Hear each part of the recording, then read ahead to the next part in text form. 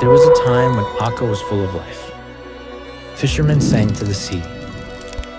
Kids ran through the alleys, and the scent of fresh bread filled the air.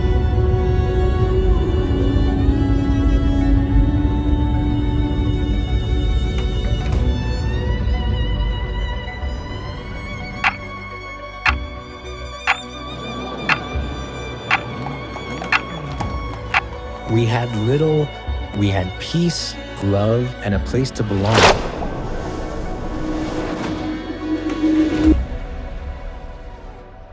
Because memory is resistance, and Akka still lives in us.